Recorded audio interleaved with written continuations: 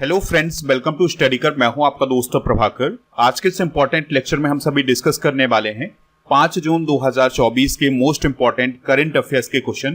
तो आप इस पूरे लेक्चर को बहुत ही ध्यान से लास्ट तक जरूर देखिएगा।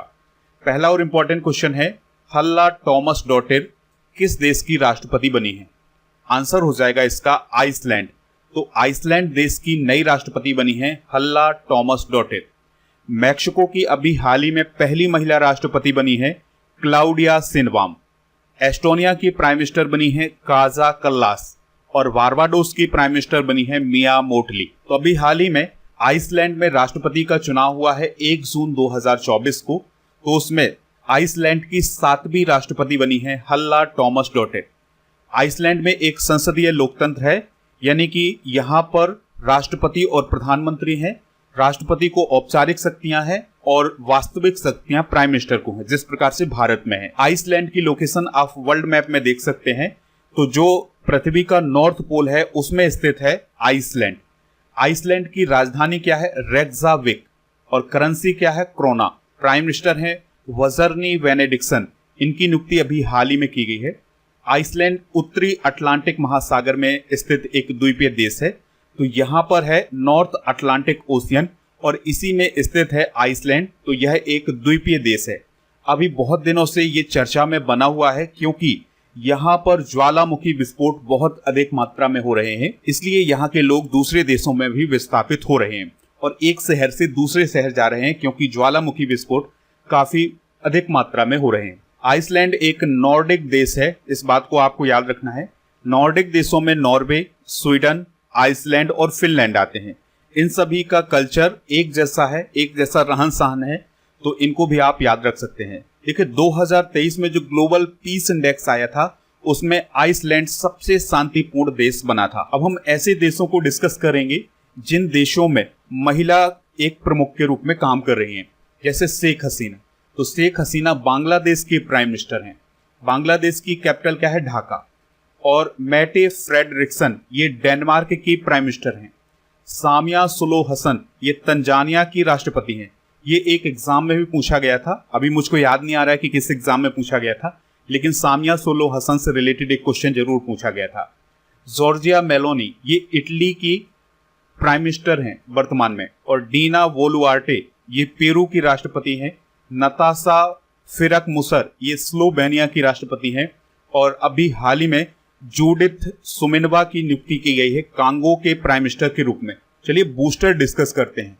तो विश्व की पहली महिला प्रधानमंत्री कौन है? वो है श्री मावो भंडारनायके। इनका संबंध किस देश से है? श्रीलंका से। ये कब श्रीलंका की प्राइम मिनिस्टर बनी थी? तो ये 1960 में प्राइम मिनिस्टर बनी थी। भारत की पहली महिला प्राइम मिनिस्टर कौन है? इंदिरा गांधी। और इंग्लैंड की पहली महिला प्राइम मिनिस्टर कौन है? मार्गरेट थ्रेचर। और वर्तमान में इंग्लैंड के या यूनाइटेड किंगडम के प्राइम मिनिस्टर कौन है? वो है ऋषि सुनक। ये नजीर भुट्टो ने पाकिस्तान के प्रधानमंत्री के रूप में काम किया है और ये पाकिस्तान की पहली महिला प्रधानमंत्री थी। अच्छा, भारत की पहली महिला राष्ट्रपति कौन है? प्रतिभा पाटिल। भारत की दूसरी महिला राष्ट्रपति और प्रथम आदिवासी राष्ट्रपति कौन है? द्रौपदी मुर्मू जी, जिनका संबंध संथाल जनजाति से है। आपको याद रखना है कि भारत की लोकसभा की पहली महिला अध्यक्ष कौन थी? तो उनका नाम था मीरा कुमार। और दूसरी महिला अध्यक्ष कौन बनी थी लोकसभा की? वो बनी थी सुमित्रा महाजन। आप इस पूरे लेक्चर को बहुत ही ध्यान से लास्ट तक देखिएगा। लास्ट में आपसे क्वेश्चन पूछा जाएगा जिसका आंसर कमेंट बॉक्स में देना है। चैनल पर अगर आप पहली बार आए हैं तो सब्सक्राइब कर लें, बेल आइकन भी दबा लें, जिससे आपको समय पर सबसे पहले नोटिफिकेशन मिल सकेगा। आप हमारे व्हाट्सएप चैनल और टेलीग्राम चैनल को ज्वाइन कर सकते हैं। इनका लिंक डिस्क्रिप्शन बॉक्स में दिया गया है। हमारे ऐप पर इंडियन पॉलिटी की थ्योरी और एमसीक्यूज की ई बुक को लॉन्च कर दिया गया है इंग्लिश मीडियम में। हिंदी मीडियम को पहले लॉन्च किया गया था, अब इंग्लिश मीडियम की ई बुक लॉन्च कर दी गई है। तो इसको आप ऐप से प्राप्त कर सकते हैं। ऐप का लिंक डिस्क्रिप्शन बॉक्स में दिया गया है। इसके अलावा मंथली करंट अफेयर्स की ई बुक भी आपको ऐप पर ही मिल जाएगी। नेक्स्ट क्वेश्चन है, NHRC यानी नेशनल ह्यूमन राइट्स कमीशन या राष्ट्रीय मानव अधिकार आयोग की कार्यकारी अध्यक्ष कौन बनी है? आंसर हो जाएगा विजया भारती सयानी। तो विजया भारती सयानी अभी हाल ही में NHRC की कार्यकारी अध्यक्ष बनी है। अच्छा, इदासिसा नोंगरोंग की बात करें तो यह मेघालय की पहली महिला DGP बनी है। करीना कपूर खान यूनिसेफ इंडिया की नेशनल एम्बेसडर अभी हाल ही में नियुक्त की गई हैं। नीना सिंह CISF की पहली महिला DG यानी डायरेक्टर जनरल बनी है। चलिए इस क्वेश्चन का डिस्कशन कर लेते हैं। तो राष्ट्रीय मानवाधिकार आयोग के द्वारा विजया भारती सयानी को कार्यकारी अध्यक्ष नियुक्त किया गया है। कार्यकारी अध्यक्ष का मतलब यह है कि जब तक नए अध्यक्ष की नियुक्ति नहीं होती है तब तक ये अध्यक्ष के रूप में काम करेंगे। उन्होंने किसका स्थान लिया है अध्यक्ष के रूप में? अरुण कुमार मिश्रा का, क्योंकि अरुण कुमार मिश्रा अभी हाल ही में रिटायर हो गए हैं।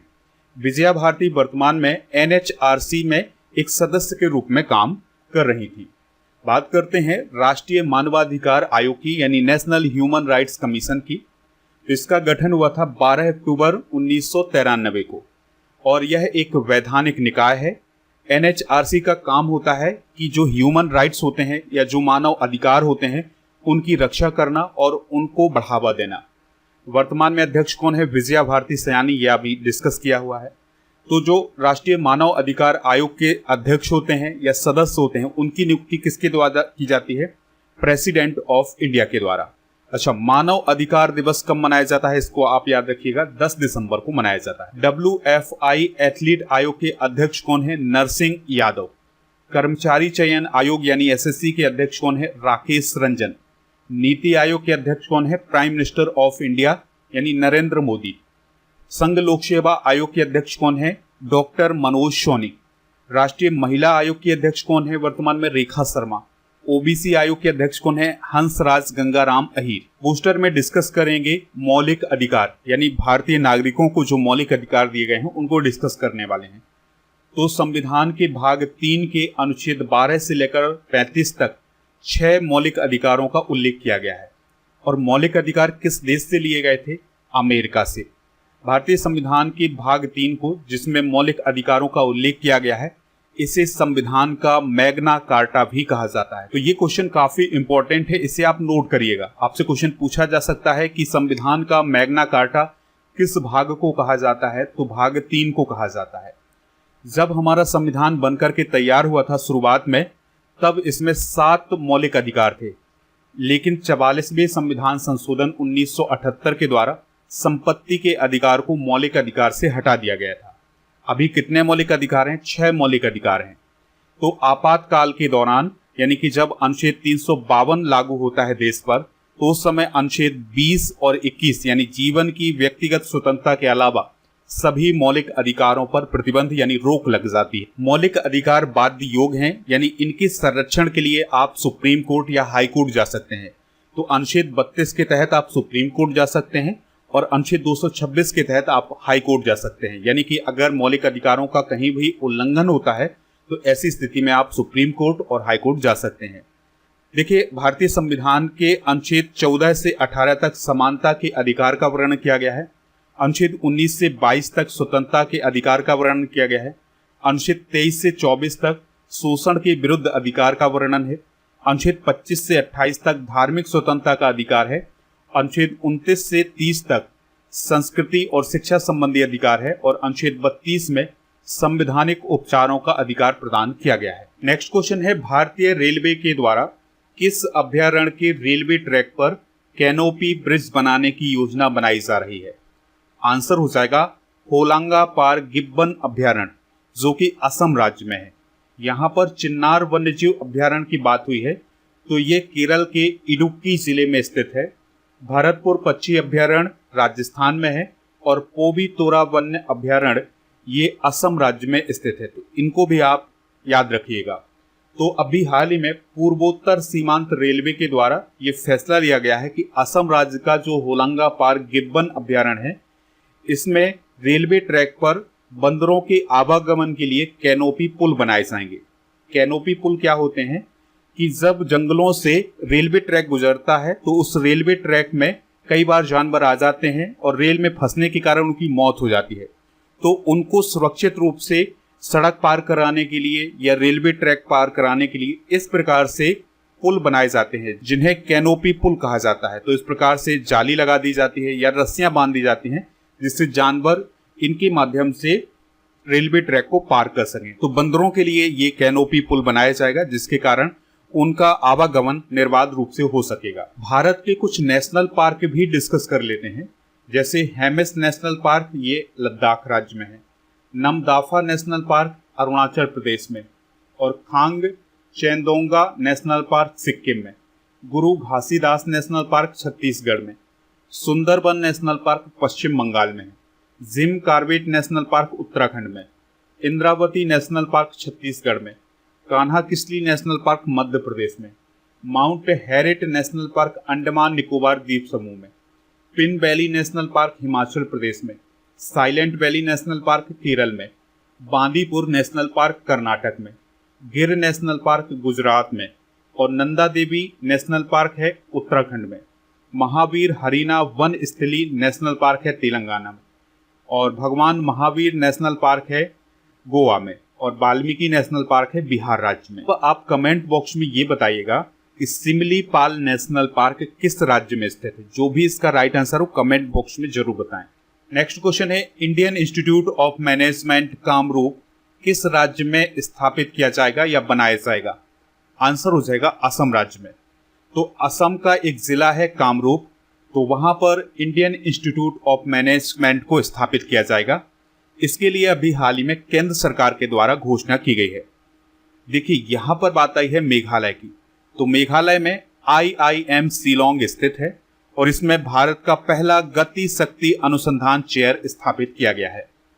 गुजरात की बात आई है तो गुजरात में IIM अहमदाबाद है, जो कि भारतीय संस्थागत रैंकिंग फ्रेमवर्क 2024 में पहले स्थान पर रहा है।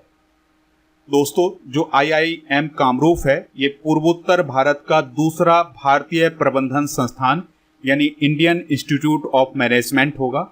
इससे पहले पूर्वोत्तर क्षेत्र में एकमात्र भारतीय प्रबंधन संस्थान था, वो था मेघालय के शिलोंग में। तो अब पूर्वोत्तर भारत में 2 IIM हो जाएंगे, एक हो जाएगा शिलोंग में और दूसरा हो जाएगा असम के कामरूप में। असम से रिलेटेड कुछ इंपॉर्टेंट करंट अफेयर्स डिस्कस कर लेते हैं।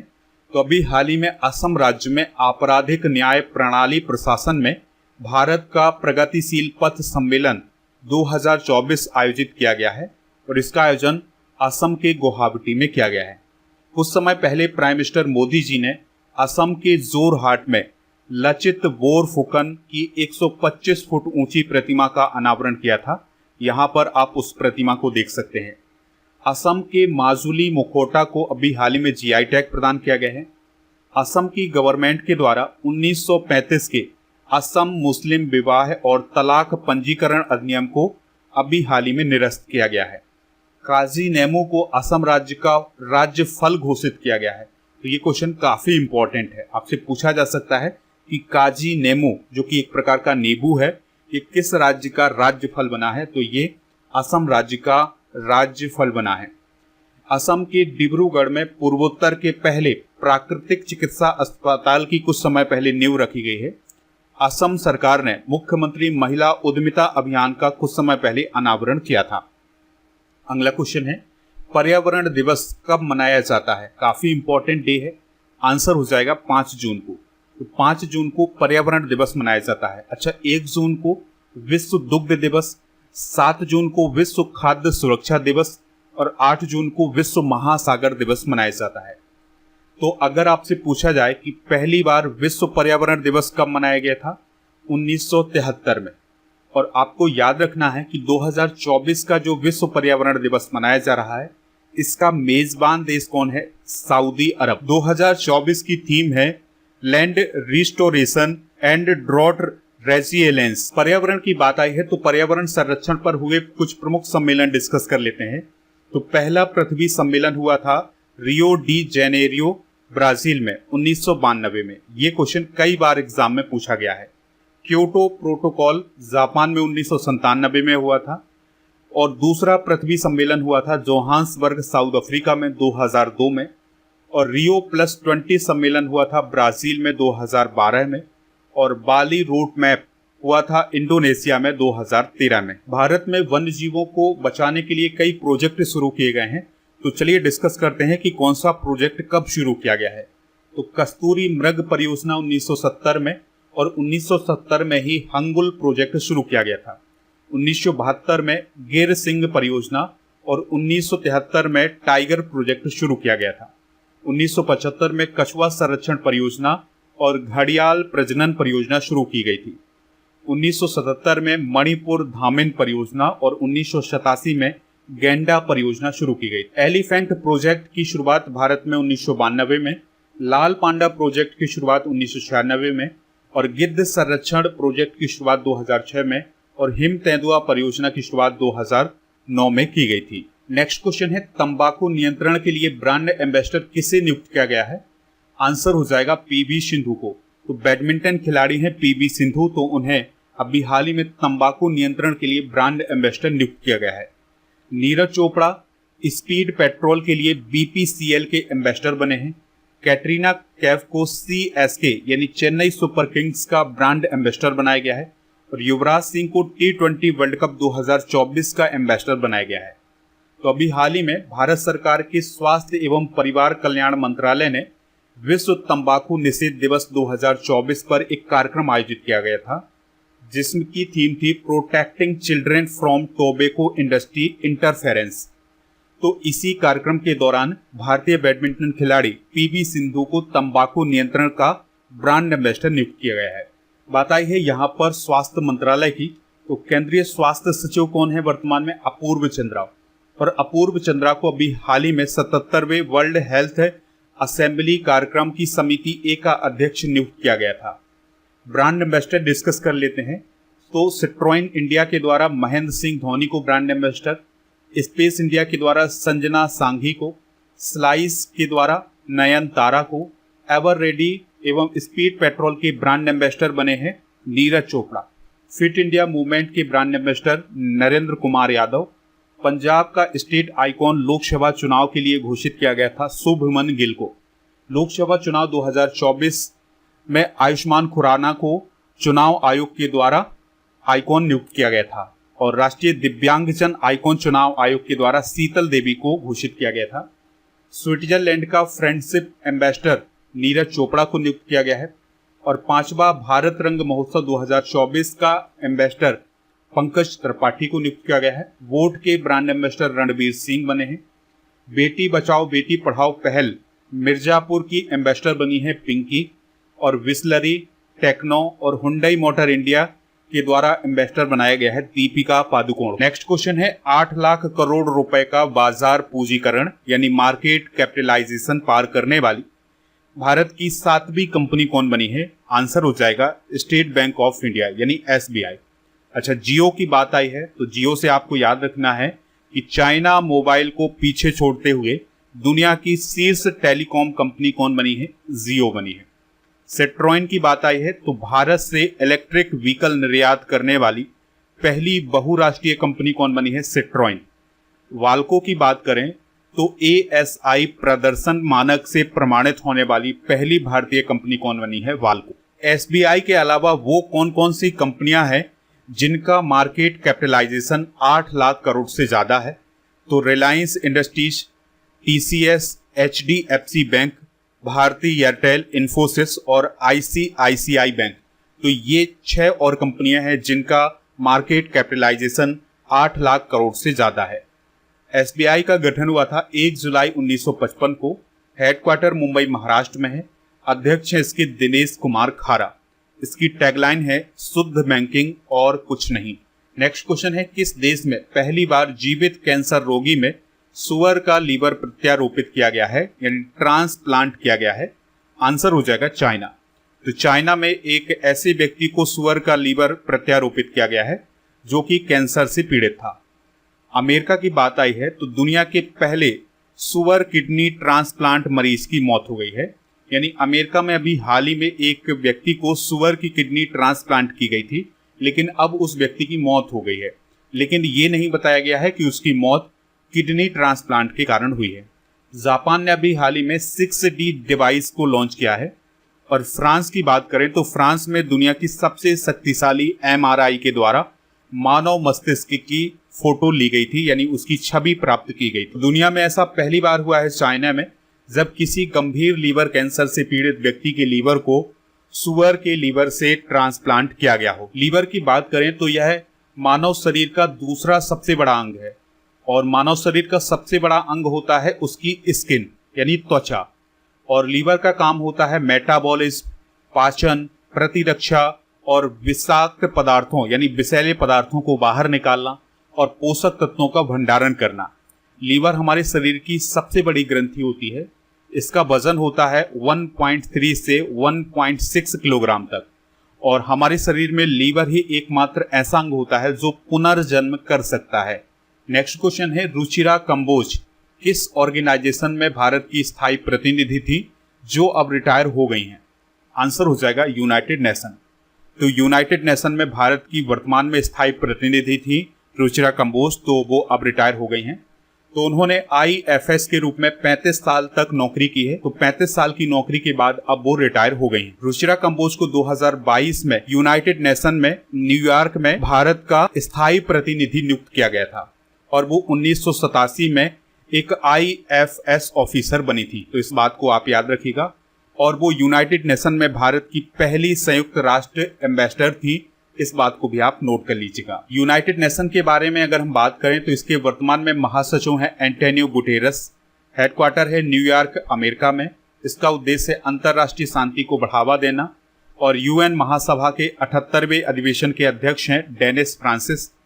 और संयुक्त राष्ट्र महासभा संयुक्त राष्ट्र के 6 प्रमुख अंगों में से एक होती है और संयुक्त राष्ट्र महासभा के द्वारा ही संयुक्त राष्ट्र के सारे निर्णय लिए जाते हैं। हर साल संयुक्त राष्ट्र महासभा के सदस्य देशों के प्रतिनिधियों का एक सम्मेलन भी आयोजित किया जाता है। अब आपको कमेंट बॉक्स में ये बताना है कि संयुक्त राष्ट्र की स्थापना कब हुई थी। तो जो NDA गठबंधन है इसे 290 से अधिक सीटें प्राप्त हुई हैं। चूंकि जब काउंटिंग चल रही थी तब 298 बता रहा था NDA का, लेकिन वर्तमान में जो स्थिति है NDA की वो है 292 सीट की। और अगर हम इंडिया गठबंधन की बात करें तो इसकी कुल सीटें हैं 231। और NDA गठबंधन में बीजेपी की सीटें कितनी हैं? तो याद रखिएगा बीजेपी की 240 सीटें हैं। तो इस प्रकार से 2024 के लोकसभा चुनाव में सबसे बड़ा राजनीतिक दल कौन बना है? बीजेपी। ठीक है। और फिर इसके बाद कांग्रेस है, तो कांग्रेस की 99 सीटें हैं। और भारत की लोकसभा में बहुमत का आंकड़ा कितना है? 272 का। यानी जिस भी पार्टी को या जिस गठबंधन को अगर 272 सीटें प्राप्त हो जाती हैं तो वो सरकार बना सकता है। क्योंकि यहाँ पर NDA गठबंधन को बहुमत प्राप्त हो गया है क्योंकि उसे 292 सीटें प्राप्त हुई हैं। तो इस प्रकार से NDA वर्तमान में सरकार बना सकता है। दोस्तों डिस्कस करते हैं कि किस राज्य में कितनी लोकसभा की सीटें हैं। जैसे अगर हम बात करें तो सबसे अधिक सीटें किस राज्य में है? उत्तर प्रदेश में। कितनी है? 80। दिल्ली में 7, बिहार में 40, पश्चिम बंगाल में 42, झारखंड में 14, उड़ीसा में 21, आंध्र प्रदेश में 25, छत्तीसगढ़ में 11, मध्य प्रदेश में 29, तमिलनाडु में 39 और इसके अलावा उत्तराखंड में 5, पंजाब में 13, हिमाचल प्रदेश में 4, राजस्थान में 25, हरियाणा में 10, गुजरात में 26, महाराष्ट्र में 48, तेलंगाना में 17, गोवा में 2, कर्नाटक में 28 और केरल में 20। इसके अलावा असम में 14, त्रिपुरा में 2, मेघालय, मणिपुर में 2 और मिजोरम में 1, नागालैंड में 1 और अरुणाचल प्रदेश में 2 लोकसभा की सीटें हैं। इसके अलावा लद्दाख में 1 और जम्मू कश्मीर में 5 लोकसभा की सीटें हैं। तो ये थे आज के करंट अफेयर्स के क्वेश्चन। चलिए अब हम कल के करंट अफेयर्स को एक बार रिवाइज करते हैं, फिर जनरल नॉलेज के पिटारे को डिस्कस करेंगे। लास्ट में पूछेंगे आपसे क्वेश्चन जिसका आंसर कमेंट बॉक्स में देना है। अरुणाचल प्रदेश में हुए विधानसभा चुनाव 2024 में किस पार्टी को बहुमत प्राप्त हुआ है? बीजेपी। हेलेन मेरी किस देश में अल्पसंख्यक समुदाय की पहली महिला ब्रिगेडियर बनी है? पाकिस्तान। महिलाओं के लिए मासिक धर्म अवकाश लागू करने वाला भारत का पहला हाईकोर्ट कौन बना है? सिक्किम। दातो मुजफ्फर शाह मुस्तफा को किस देश का भारत में हाई कमिश्नर नियुक्त किया गया है? मलेशिया। एमेनुअल सोबेरन किस संगठन की नई महानिदेशक बनी है? इसका आंसर हो जाएगा विश्व पशु स्वास्थ्य संगठन। आक्रमण के शिकार हुए मासूम बच्चों का अंतर्राष्ट्रीय दिवस कब मनाया जाता है? 4 जून को। ताइवान एथलेटिक्स ओपन 2024 में भाला फेंक में गोल्ड मेडल किसने जीता है? DP मनु ने। भारत को 2023-24 में किस देश से सबसे अधिक FDI प्राप्त हुआ है? सिंगापुर। क्लाउडिया शीनबाउम किस देश में भारत की पहली महिला राष्ट्रपति चुनी गई है? मैक्सिको। रियल मैड्रिड ने कौन सी बार चैंपियंस लीग ट्रॉफी जीती है? 15वीं बार। आज के जनरल नॉलेज के पिटारे में हम राष्ट्रीय संगठन और उनके हेडक्वार्टर डिस्कस करेंगे। जैसे नाबार्ड का मुख्यालय मुंबई में, राष्ट्रीय आवास बैंक का नई दिल्ली में और IRDAI का हैदराबाद में, सेबी का मुंबई में और भारतीय रिजर्व बैंक का मुंबई में, सिडबी का लखनऊ में, ट्राई का नई दिल्ली में, भारतीय मानक ब्यूरो का नई दिल्ली में और FSSAI का नई दिल्ली में, नेस्कॉम का नोएडा में, हिंदुस्तान पेट्रोलियम कॉरपोरेशन लिमिटेड का मुंबई में, इसरो का बेंगलुरु में, SBI का मुंबई में, DRDO का नई दिल्ली में, CBI का नई दिल्ली में और BCCI का मुंबई में। कल के करंट अफेयर्स में आपसे पूछा गया था कि पेमा खांडू किस राज्य के चीफ मिनिस्टर हैं, तो वो हैं अरुणाचल प्रदेश। लगभग सभी लोगों ने इसका आंसर अरुणाचल प्रदेश बताया हुआ था। आज के लिए आपका क्वेश्चन है, मानव शरीर की सबसे बड़ी ग्रंथि कौन है? जो भी इसका राइट आंसर हो कमेंट बॉक्स में जरूर बताएं, हमें इंतजार रहेगा आपके आंसर का। आप हमारे टेलीग्राम चैनल, व्हाट्सएप चैनल को ज्वाइन कर लीजिएगा, इनका लिंक डिस्क्रिप्शन बॉक्स में दिया गया है। टेलीग्राम पर आपको PDF मिल जाएगा, ऐप को डाउनलोड कर लीजिएगा, इसका भी लिंक डिस्क्रिप्शन बॉक्स में दिया गया है। यहाँ पर आपको paid course, ebook, test series, PDF, daily कुछ, ये सभी मिल जाएगा।